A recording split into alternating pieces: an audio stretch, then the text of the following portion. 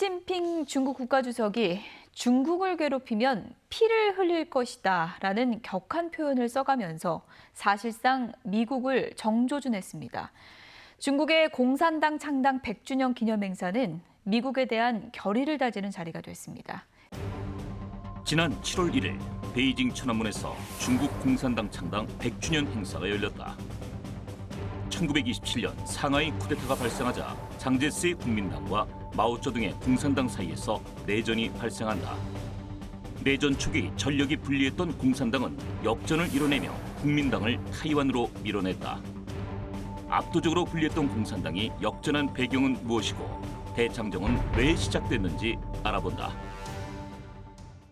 전쟁 없는 세상을 꿈꾸기에 전쟁을 연구합니다. 안녕하세요. 뉴스멘터리 전쟁과 사람 허준입니다. 안녕하세요. 강민지입니다. 지난 7월 1일이었죠. 중국 공산당 창당 100주년을 맞이해서 성대하게 축제가 열렸습니다. 천안문 앞에 무려 7만 명이 모였죠. 네, 이렇게 중국 공산당 100주년을 기념할 수 있는 건 1949년 국공내전에서 이겼기 때문인데요. 그래서 오늘은 중국 재건을 둘러싸고 국민당과 공산당 사이에 벌어진 국내 전쟁, 국공내전에 대해서 얘기를 나눠보겠습니다. 먼저 심혁주 교수님, 태상호 기자님 모셔보겠습니다. 안녕하세요. 안녕하세요.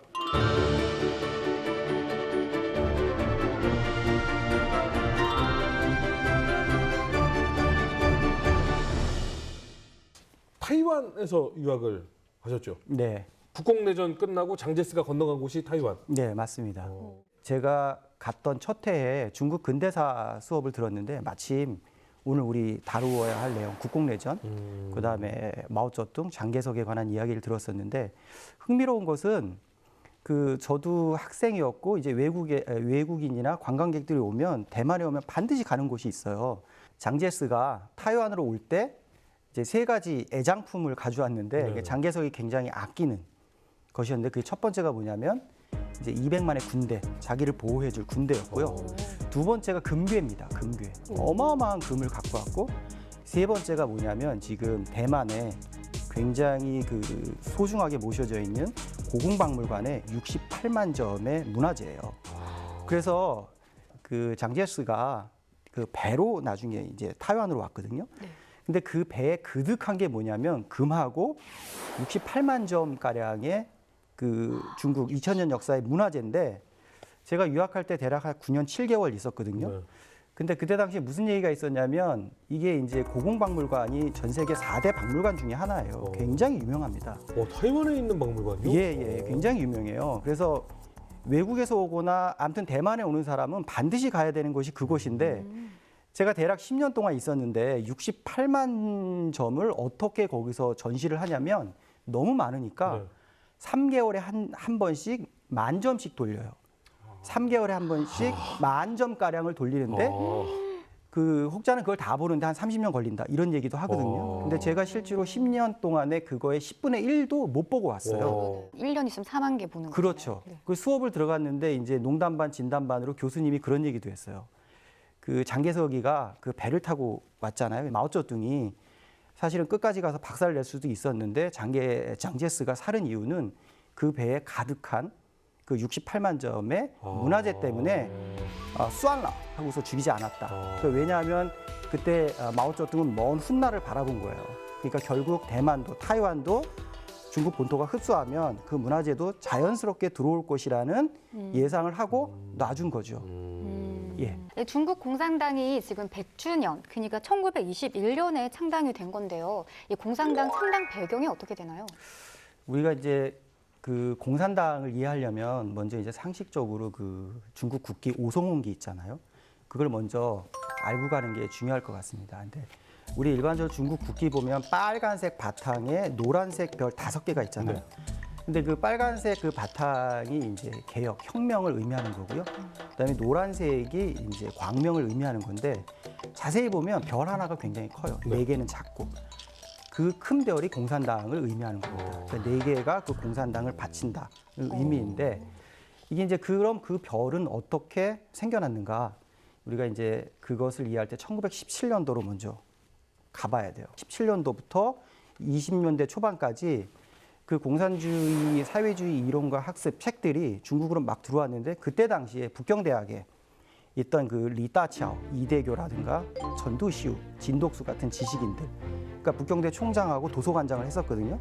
그분들이 그 안에서 사회주의 혁명에 관한 책들을 막 볼 때였고, 그 마오쩌둥도 그 북경대 도서관 사서를 있으면서 많은 책들을 섭렵했죠. 근데 그런 영향 속에서 1921년도에 그때 당시에 프랑스 조계주였던 상하이에 제1차 전국 그 공산당 창립대회가 열렸죠. 그때 당시에는 이제 전국을 대표하는 그 대표자들이 대략 한 53명 정도로 나오고 있는데요. 실제로 참석한 대표자들은 13명이 지나지 않습니다. 근데 그 중에 마오쩌둥이 있었고요. 근데 그때 당시에 대략 100명도 안 되는 공산당원이 지금은 9천만 명을 육박하는 아주 거대한 정당으로 거듭났으니까 우리가 눈여겨볼 만하죠. 이 공산당 세력이 확대되면서 그런 국공내전이 벌어진 건가요? 국공내전의 정확한 의미와 또 배경을 좀 얘기해 주세요. 이제 그 전문가들이 연구하시는 분들이 보는 차원에서 국공내전은 사실 두 번의 국공합작과 두 번의 국공내전이 이루어진 거거든요.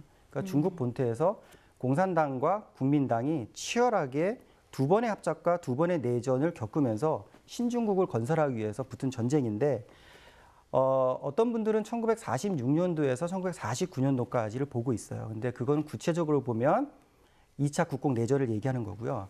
우리 일반적으로는 포괄적으로 1927년도부터 1949년까지 대략 21년 정도의 그 기간을 국공내전의 기간으로 적용하고 있죠.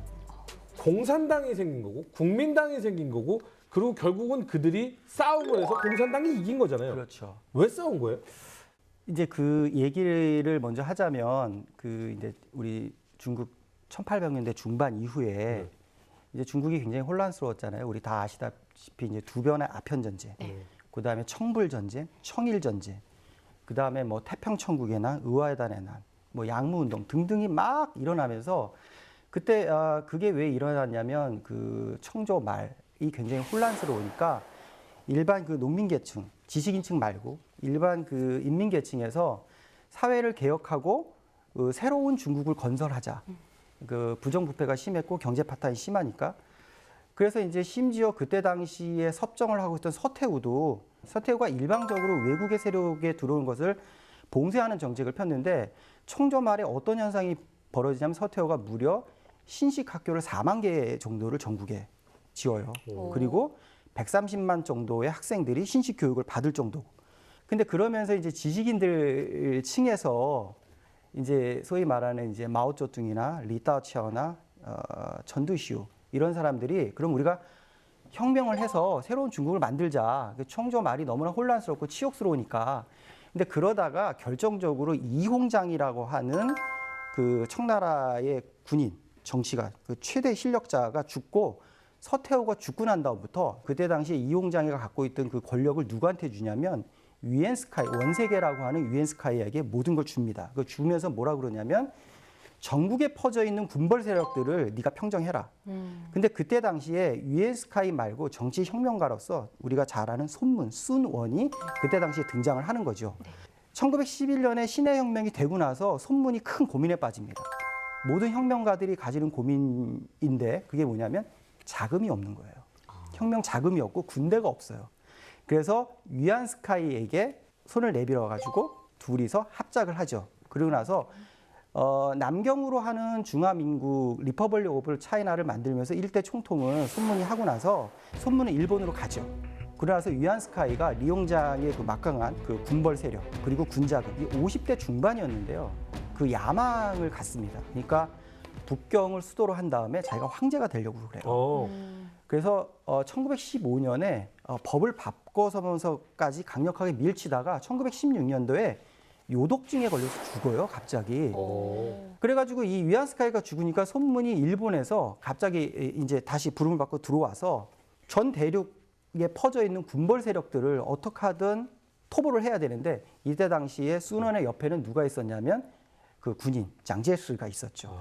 그래서 그 전국에 퍼져 있던 군벌 세력들을 토벌하려고 그러는데 이때 소련에서 중국 내정을 이렇게 보다가 도움을 주죠. 이때 1923년도에 레닌이 대표단을 파견해가지고 상해에 대표단을 파견해가지고 순원한테 어떤 조언을 주냐면 공산당이랑 국공합장을 해서 전국에 퍼져 있는 그 군벌 세력들을 토벌해라. 그래서 순원이 그대로 밀고 나가서 공산당 세력하고 악수를 하고 국공합작을 하죠. 근데 이제 25년도에 순원이 간암으로 죽어요. 그러고 나서 27년도에 장개석이가 순원의 모든 유지를 저버리고 나서 27년 4.12 상하이 쿠데타를 일으킵니다. 그래서 공산당 세력을 마구 죽이죠. 그리고 숙청하고 마구 죽여서 이제 공산당이 그대로 당할 수가 없으니까 국공합작한 이후에 3년이 지나서 27년도에 결별을 하고 나서 그 유명한 국공내전으로 들어가게 되는 거죠. 전체적으로 보면 청나라가 이제 매몰돼 가는 과정에 정말 많은 국민들이 힘들어하고 이랬는데, 그리고 이제 이때 마오쩌둥과 그 공산당 세력들이 이제 자리를 잡게 됐고, 그리고 사실 실제적인 권력은 국민당이라고 하는 이 외세 열강들의 지지를 좀 받고 있는 순원이 죽고 나서 장제스가 이거는 아니지 하면서 공산당을 공격하고, 이때부터 시작해서 국공내전이 시작이 되었다. 그렇죠. 간단하게 예, 이렇게 그렇게 정리를 하고 되겠습니다. 네, 넘어가겠습니다. 그럼 공산당과는 완전히 결별한 건가요? 그렇죠. 그게 이제 국공내전을 해야 되니까 완전히 결별해서 그 다음에 바로 이제 국공내전이 들어가는 거예요. 네. 1차 국공내전이 들어가는데 이제 공산당이란 것이 그때 별로 힘이 없었어요. 이제 그때 당시에 자료를 보면 이제 공산당이 갖고 있었던 그 정규군이 한 60만 정도밖에 안 되고 민병이 한 120만이에요. 그러니까 합쳐야 한 180만 정도고, 그때 당시에 그 장제스가 이끄는 그 국민당 정부는 그 정규군이 한 200만, 민병이 한 430만. 어우. 그러니까 뭐 한 4배 정도 차이 나는 거거든요. 그러니까 1차 국공내전은 일방적으로 공산당이 밀리는 거죠. 그리고 백전백패합니다. 그래서 이때 당시에 이제 마오쩌둥이 두각을 나타내기 시작하는데, 그 전력이나 군력이나 모든 면에서 밀리니까 공산당이 구사할 수 있는 전략이라는 게 그 유명한 게릴라전, 그리고 유격전이고 산속으로 들어가는 거죠. 말지산. 예, 그렇게 되는 거죠. 자, 그러면 이제 그냥 쭉 이렇게 밀고 끝나는 건 아니라는 거 우리가 다 알고 있잖아요. 그렇죠. 그 군사력이나 어떤 전체적인 전력, 전세가 공산당이 매우 열악하죠. 네. 네, 그래서 이제 마오쩌둥이 두각을 나타내는데, 그 이때 당시에 그 마오쩌둥이 하나의 어떤 정책, 이념을 제시해요. 그게 이제 1928년도에 정강산 토지법이라는 건데, 일반적으로 전력에서 밀리니까 사람들의 마음을 이제 끌어당겨야 되는데, 이때 당시에 1920년대 이때 1차 국공내전할 때 중국 전체에 있는 중국 인수가 한 4억에서 4억 3천만 사이였어요. 근데 이 중에 80%가 농민입니다.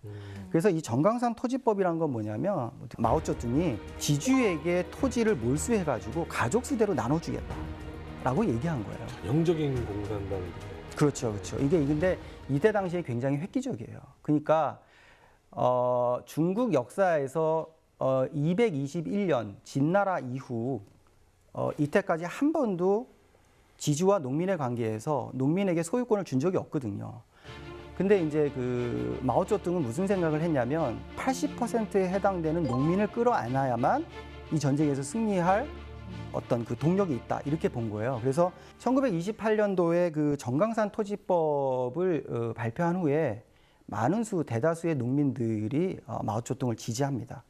그런 다음에 이제 1931년도에 짱시라고 하는 루이진의 그 중화 소비에트 공화국 임시 정부를 설치를 하는데, 이것은 여기 장시라고 하는 아주 협곡한 지역에다가 기본 베이스 캠프를 치고 여기서 최후의 일전을 하겠다. 그리고 농민을 끌어안아서 농촌개혁을 시키면서 세력을 키워 나오겠다 하는데, 이때 당시에 국민당의 혁명군들이 아주 그 대대적으로 쳐들어오죠.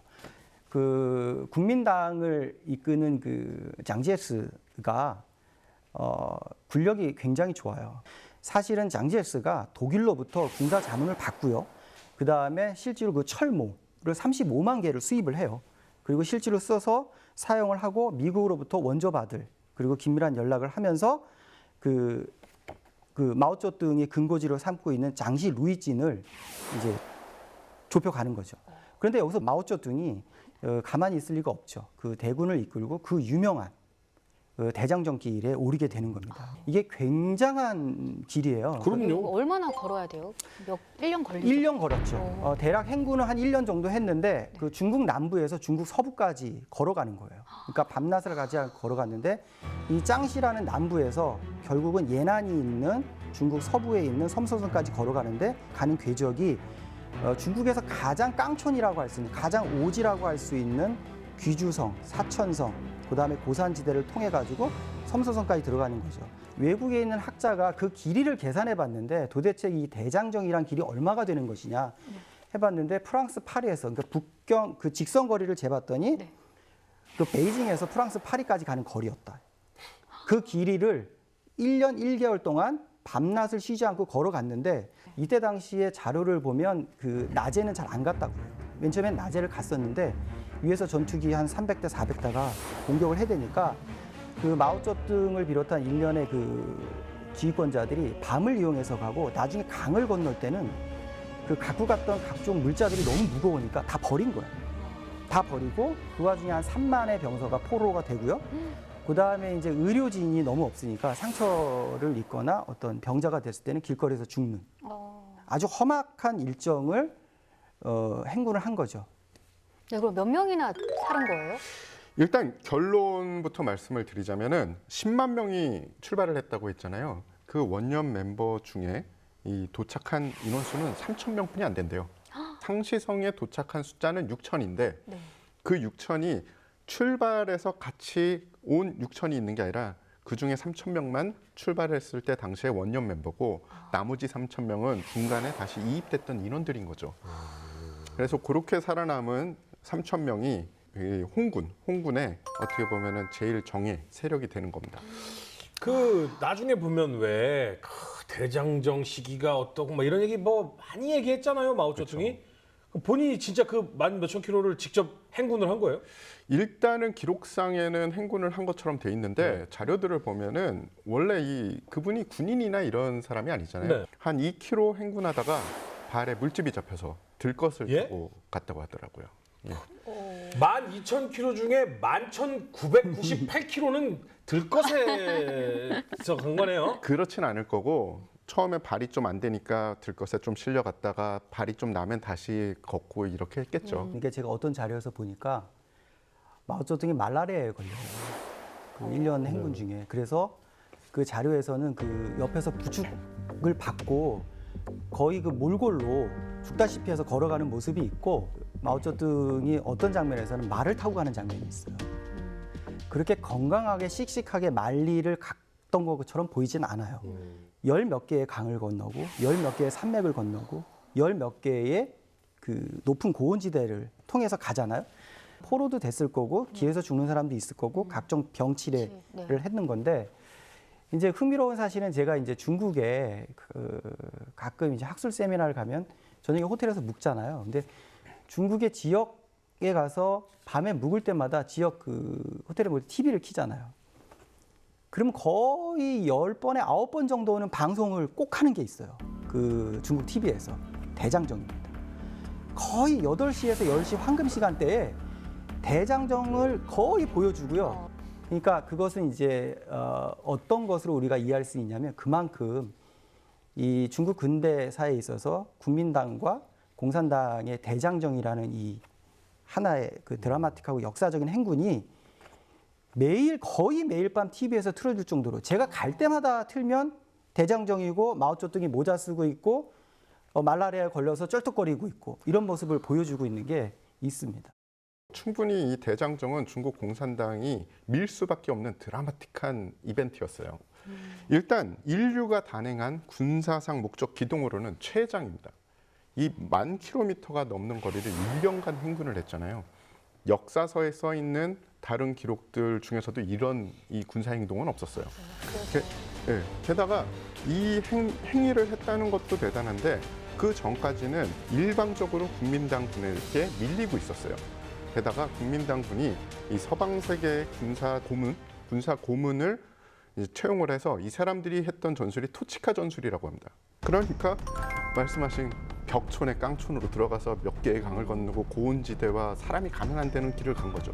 당연히 이렇게 죽어나가는데 결국은 성공을 했으니까 이게 드라마틱한 일이 된 거죠. 그가 매일 밤마다 그냥 그렇죠. 밤마다 이동하는 건데 이제 그 공산당이 주로 쓴 게 이제 게릴라 그 유격전이잖아요. 그걸 쓸 수밖에 없었던 건 뭐냐면 체계화된 군대가 없었고 군비 장비도 없었기 때문에 이제 밤마다 가면서 노획을 하는 거예요. 그러니까 게릴라전을 펼쳐서 그 국민당이 놓고 간 그 무기들을 주워가면서 노후된 그 일본 재래식 무기에다가 그런 걸 주워가면서 싸우면서 그 대장정의 길을 가서 결국 그 산시성 아주 척박합니다. 그 척박하고 오지인데 그 안에 예난이라는 곳에 가서 마지막 배수의 진을 치는 거죠. 근데 그죠 국민당이 뭐 압도적이고 그냥 뭐 이젠 끝이다라고 할 정도였는데 근데 또 바로 국공 합작이 이루어집니다. 네네. 이건 뭔 얘기입니까? 그 대장정이 군사적 정치적으로 보면 마오쩌둥에게는 그 공산당에게는 실패죠. 그러나 그 다른 이면에서는 승리였다고 보는 시각이 있어요. 그리고 이제 이때 사실은 1년 동안 위기였잖아요. 네. 그 군력이 다 떨어져 나가고 그 다음에 산속으로 도망가고. 근데 이때 당시에 그 대장정을 계기로 그 마오쩌둥이 이끄는 공산군이 많은 수의 공산당원을 흡수합니다. 그 대장정을 하면서 그리고 예난에 정책하면서 농촌에 있는 젊은이들을 흡수해요.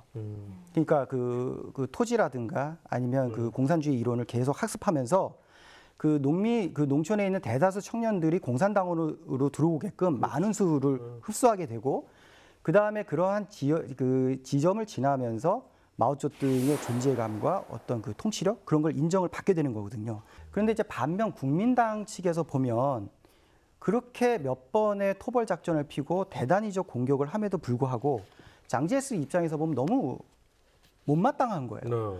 이렇게 막강한 군사력으로 저 오합지졸의 산속에 있는 공산당을 못 잡아?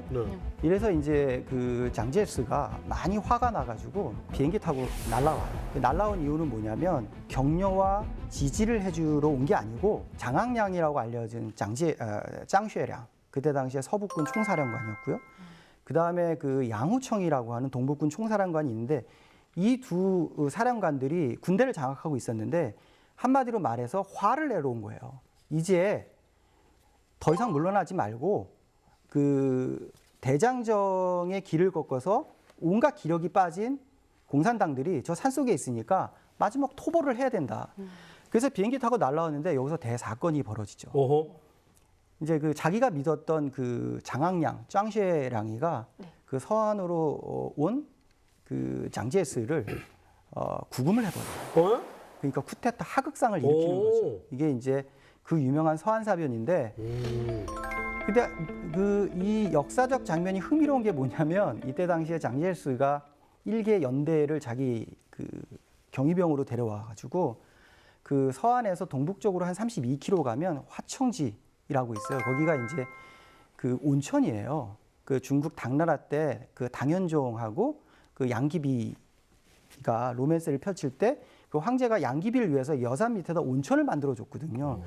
거기에서 이제 장제스가 이제 사령부를 차리고 지시를 하려고 했는데 밤에 10시쯤에 장쉐량이가 긴급 회의를 한 다음에 구금을 해버리죠. 그때 당시에 세계 정세를 볼 것 같으면 1920년대 말부터 대공황이 이루어졌고요.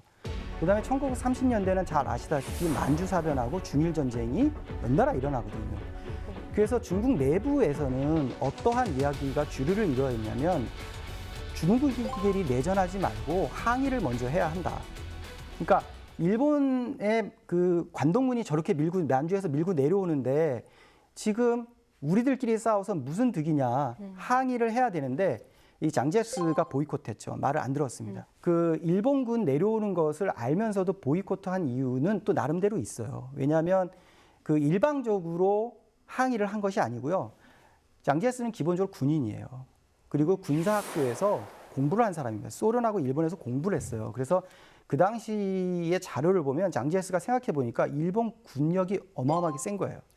그러니까 자기가 이끄는 국민당과 공산당이 합쳐도 그 일본 내려오는 관동군을 당해낼 수가 없어요. 특히 그 해군은 말할 것도 없고 육군은 말도 안 되고 그나마 있는 게 공군인데 공군 갖고도 안 되는 거죠. 그래서 그때 당시에 장제스는 시간을 벌면서 어떤 생각을 했냐면 독일로부터 군사 자문을 받고 자체적으로 군사 정비를 하면서 국내를 먼저 평정한 다음에 항의를 하려고 했는데 여론은 그렇지 않았죠. 네. 사람들이 경제적으로 피폐되고 너무나 굶주리고 힘드니까 항의를 먼저 해라. 근데 여기서 장쉐랑이가 서한사변을 일으켜서 자기의 위에 모시던 그 장제스를 구금하고 납치해가지고 버린 이유가 있습니다.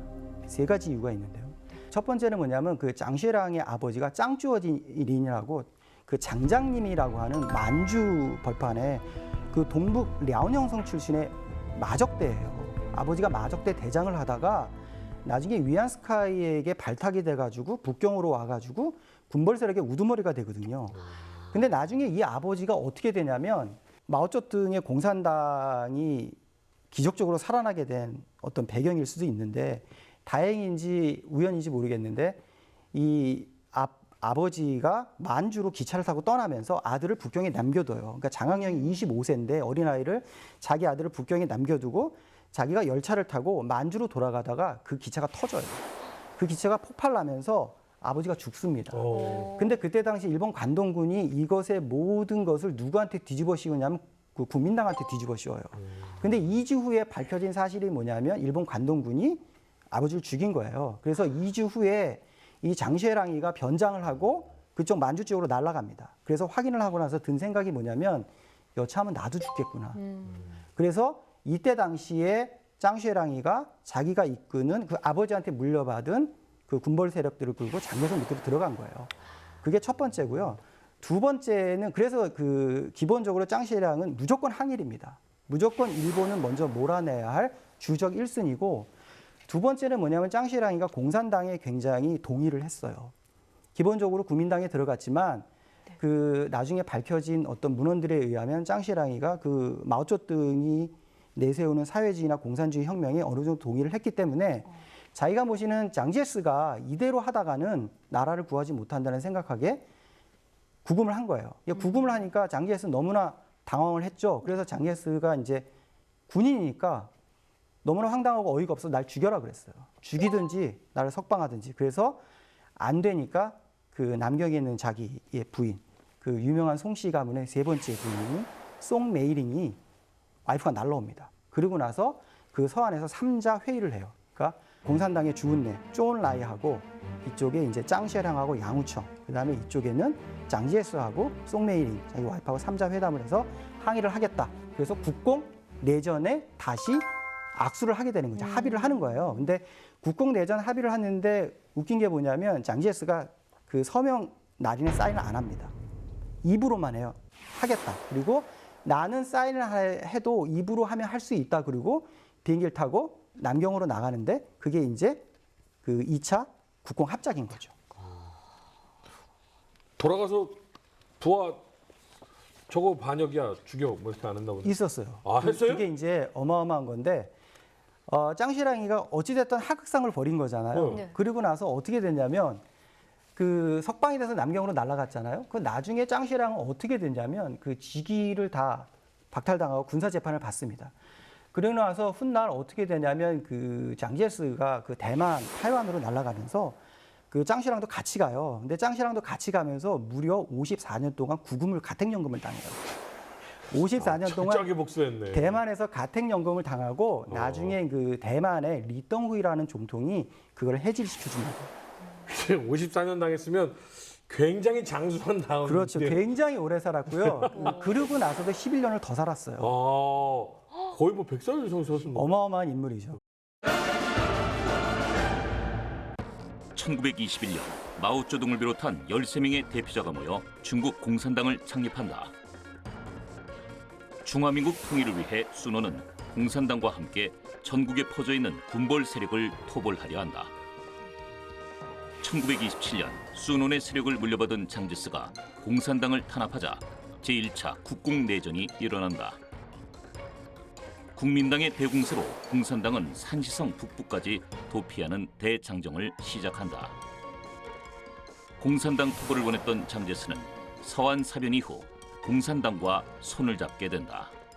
네, 그런데 지금 이제 합작을 하게 됐어요. 그래서 항의를 하기로 했잖아요. 네네네. 근데 또 싸우잖아요. 아니 합의를 했으면 또 이제 열심히 또 해야지 왜 또 뭐를 하기로 하고 뭐를 어떻게 틀어져 가지고 싸운 거예요? 그러니까 국민당하고 공산당이 끊임없이 합작하고 결렬을 해서 내전을 하는데 이번에 이제 2차 합작을 했잖아요. 네.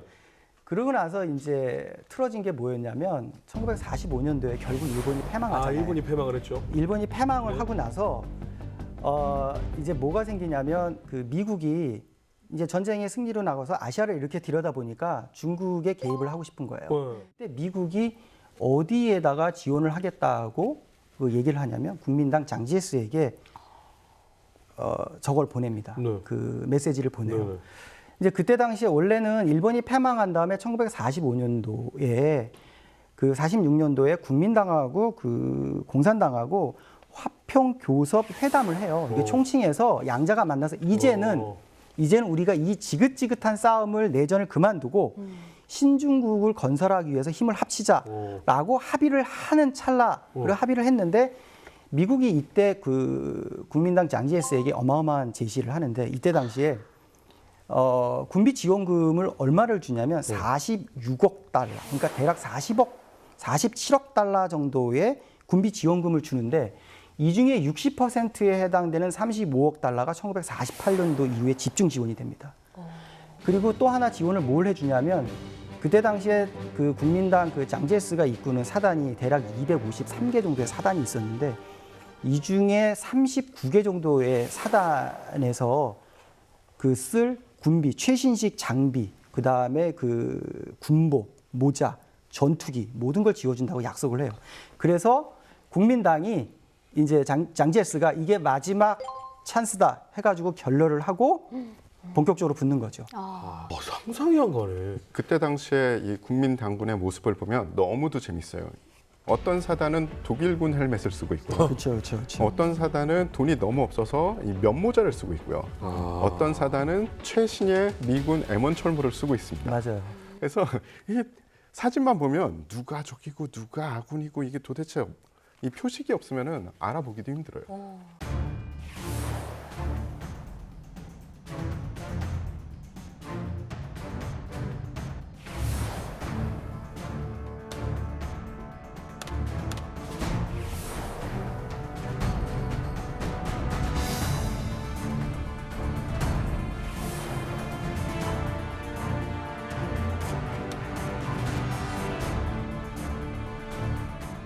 그리고 1차 국共내전 때부터 국민당이 우세했지만 결국 공산당이 승리를 하면서 지금의 100년을 만들었거든요.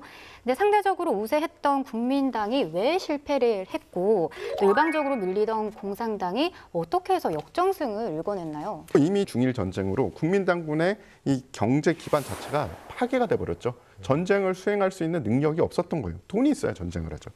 그리고 간부들의 비리가 너무 심해서 이 민심이 벌써 이반돼 있는 상태였습니다.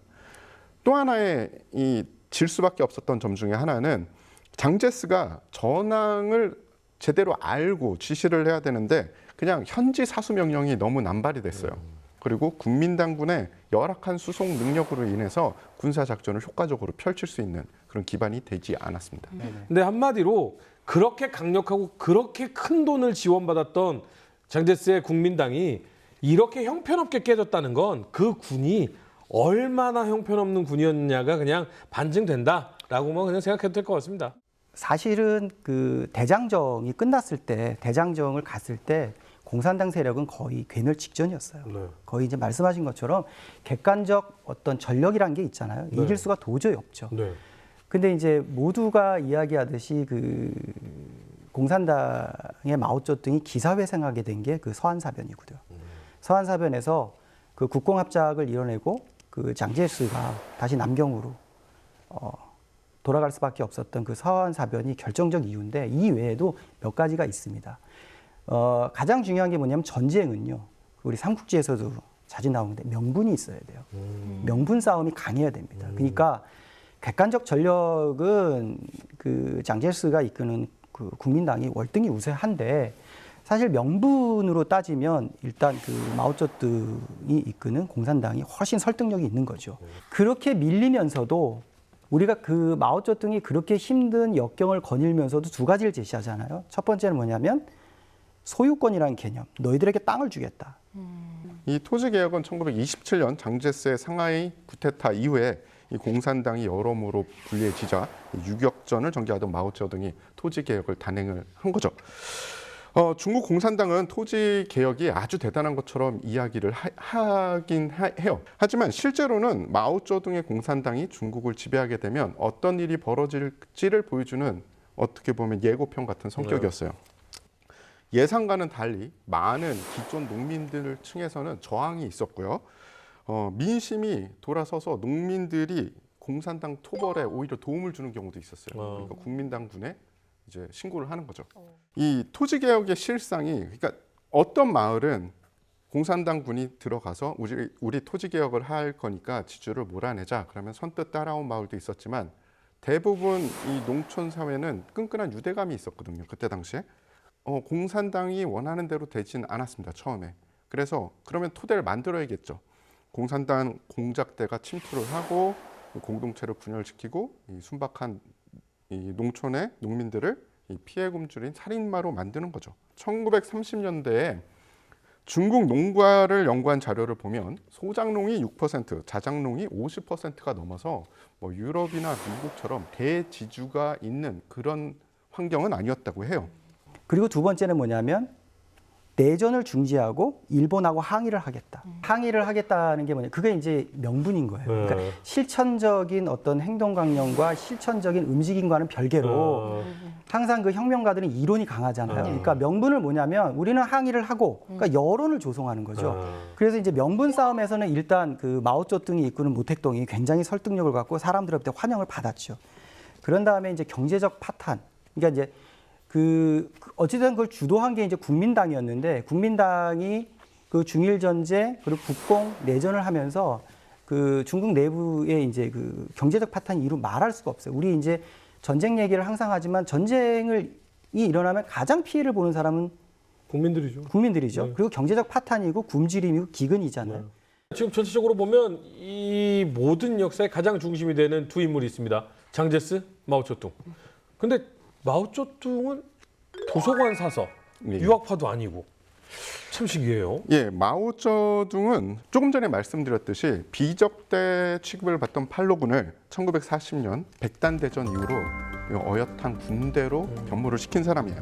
그때 그 중국에서는 그 마오쩌둥의 아버지가 마오순성이라는 아버지가 원래는 굉장히 가난해서 군대를 갔습니다. 그러니까 중국에서는 가난하고 빚이 있으면 먹고 살 수 있는 방법은 군대 가는 거예요. 군대 가면 뭐가 해결이 되냐면 아주 작지만 봉급을 주고요. 그다음에 먹거리를 해결해 주죠.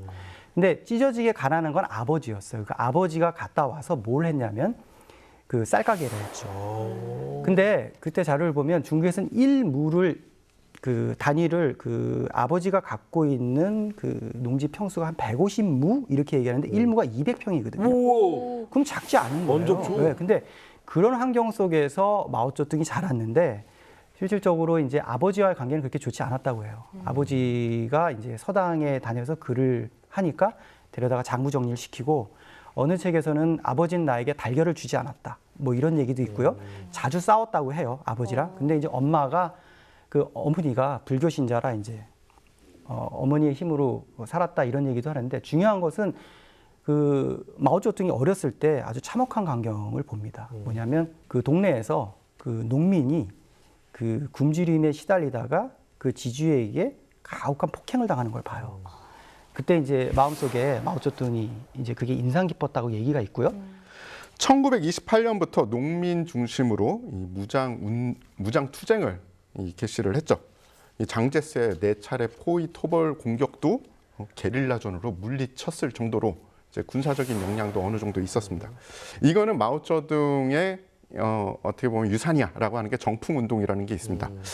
이게 나쁜 풍조를 없애고 진정한 공산주의자로 거듭나자라는 어떻게 보면 좋은 명분의 운동인데 실상은 마오이즘을 공고히 하고 정적을 없애는데 아주 잘 써먹었습니다.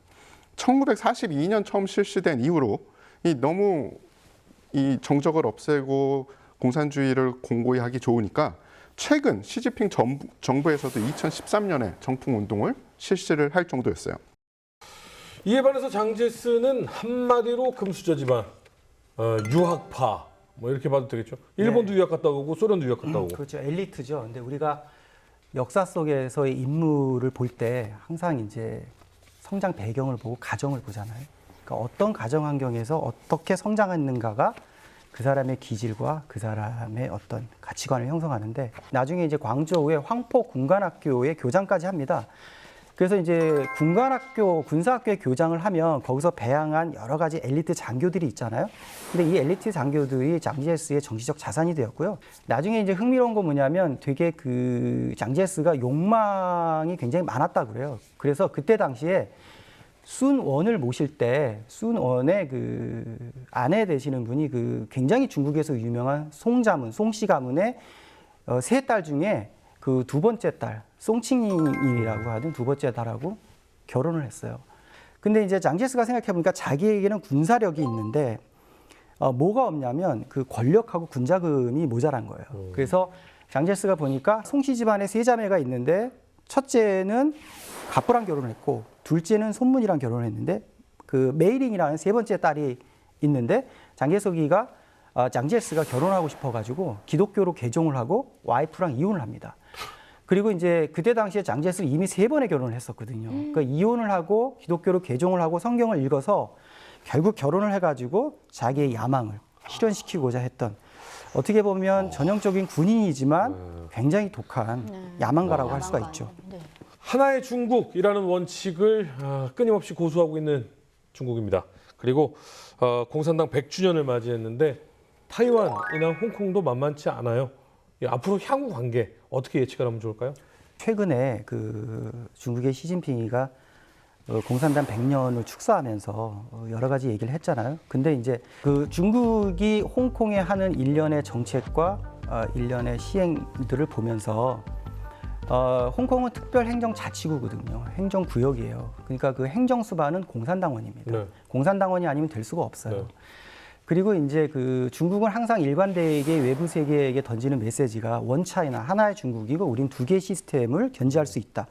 그것에 가장 잘 맞는 상황을 홍콩을 예를 들고 있거든요. 네. 근데 홍콩은 중국으로 넘어가면서 자본가들이 외국으로 많이 떠났고요. 심지어 그 영화 배우들도 헐리우드로 가는 실정이고 최근에는 그 우산혁명이라든가 그 사과일보, 빙고르바오 같은 언론 탄압을 보면서 이것은 이제 앞으로 보여줄 행보가 그 행보를 보면서 우리가 조심스럽게 전망을 해야 되지 않을까 이런 생각이 듭니다. 네, 중국 현대사에서 벌어진 공산당과 국민당의 내전에 대해서 얘기를 들어봤습니다. 마지막으로 정리 한 말씀 부탁드릴게요. 예, 오늘 국共내전을 얘기하면서 저는 한 분이 떠올랐는데 제가 처음 시작할 때 말씀드렸던 그 대만에서 근현대사 수업을 했었던 그 교수님이 있잖아요. 제가 한국에 유학을 끝내고 한국에 와서 지냈을 때 아주 오랜만에 그 교수님이 전화가 오셨어요. 그러니까 자기가 중국의 학자랑 대학원생들 데리고 한국에 세미나를 참석하는데 저녁 식사를 같이 할 수 있느냐. 그래서 제가 흔쾌히 나갔었는데요. 그 교수님이, 그 대만에 있는 교수님이 뭐라고 했냐면 내일 자기들을 데리고 서대문 형무소를 방문해 줄 수 있겠느냐. 그래서 이제 그 대학원생들을 데리고 가서 그 서대문 형무소에 가서 그 체험 학습을 시켜주고 그 항일에 관한 얘기를 듣고 싶다. 가이드를 해달라고 그러시더라고요. 우리 이 프로그램이 전쟁 없는 세상을 위해서 이제 진행하는 프로그램이잖아요. 근데 이제 여러 가지 방법도 있고 여러 가지 정책도 있겠지만 저는 오늘 드는 생각이 전쟁 없는 세상을 위해서는 그런 그 전쟁의 아픈 상처와 기억을 되듬어보고 기억하는 그런 어떤 그 기념비적인 유적지나 그 체험학습 장소를 찾아가서 한번 보는 것이 어떻게 보면 전쟁 없는 세상을 꿈꾸는 우리들이 어떤 그 작은 그 발걸음이 아닐까 그런 생각을 해봤습니다. 만인은 평등하며 이 사람을 이롭게 하겠다 이런 기치는 혁명가는 물론이고 활동가들은 다 누구나 손에 들고 있고 싶어 할 겁니다. 그리고 사실 그런 활동과 그런 행동이 사회를 이롭게 하는 경우도 많아요. 우리가 이 역사를 살펴보면 그 깃발이 중요한 게 아니라 그 깃발을 들고 흔드는 사람의 손이 중요하더라고요. 그래서 아무리 좋은 사상, 아무리 좋은 활동도 그 깃발이 누구 손에 달려있고 정말 바른 방향으로 흔드느냐 이게 제일 중요한 것 같습니다. 네, 국공내정 초반 국민당이 패배한 이유 중에 하나는 이 내부의 부패와 비리도 있었습니다. 우리 역시 내부의 문제를 항상 경계해야겠습니다. 다음 시간엔 조금 더 흥미로운 주제로 돌아오겠습니다. 여러분 감사합니다.